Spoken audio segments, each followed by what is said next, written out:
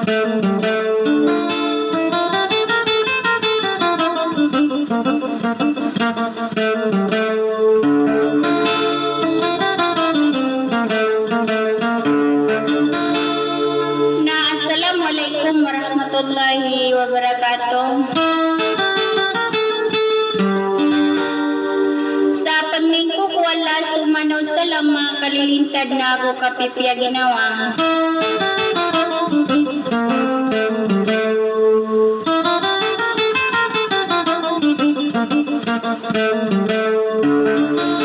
Nabanyo din mambagay na alaman na luksami pagaryami mabuga mamakinig sangkay mga idida.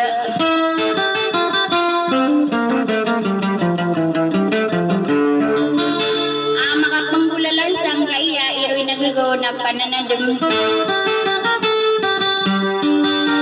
Sa gipon mabuha mga idida na siyak na di pililalilang o di na di kukurmat sang kutuwalat yakan na gusto pagaryakan.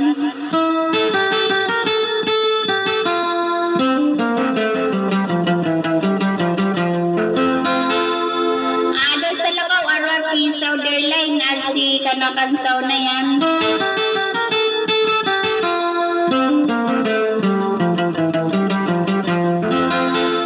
Agog kita pagaryakan ada sa lakaw arar ki putri mo na oray.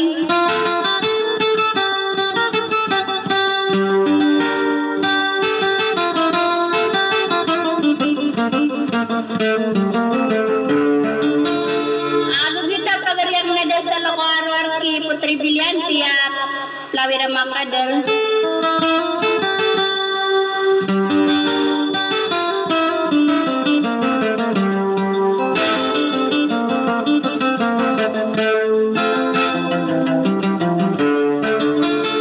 Sagi pun membuatkan giwadir kanu di maaf lila-lilang nagi busu tayo pagarinyo ku Islam.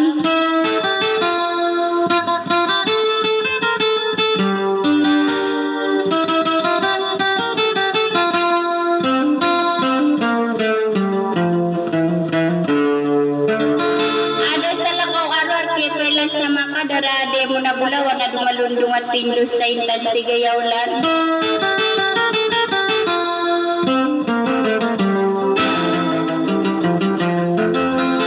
Sa kati lagi ko layak na Sauderline na pamakin ganyo na bunudin tutetang kay sa sudikatan pa ko ayararagaw no salam.